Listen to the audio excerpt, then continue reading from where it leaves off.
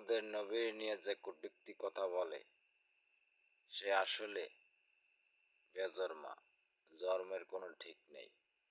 কারণ মোদের নবীর কথা শুনিয়া যার জ্বলবে সে ধরে নিতে হইবে সে ফিরআউনের বংশধর।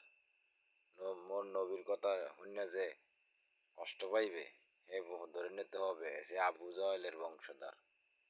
না বললে পারলাম না, কারণ মোর নবীর যে নিয়ে একটা খারাপ কথা যে বলবে মুইদের যারে পাইলে আর ইচ্ছে রমের কোপাম, এতে জেল হোক ফাঁস হোক কিছু আসবে যাবে না।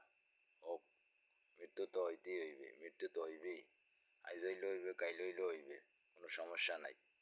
মুসলমান হিসাবে এই নবীর কারণেই এই দুনিয়া সৃষ্টি হয়েছে, এই নবীর কারণেই মোরা এই পৃথিবীতে আইছি, নাহলে এই পৃথিবী সৃষ্টি হইতো না। যে মোহাম্মদের নিয়ে হজরত মোহাম্মদ সাল্লাল্লাহু আলাইহি সাল্লামের যে নিয়ে কটূক্তি কথা বলবে তার জন্মের ঠিক নেই, সে বেজন্মা, এক্সের বেজন্মা।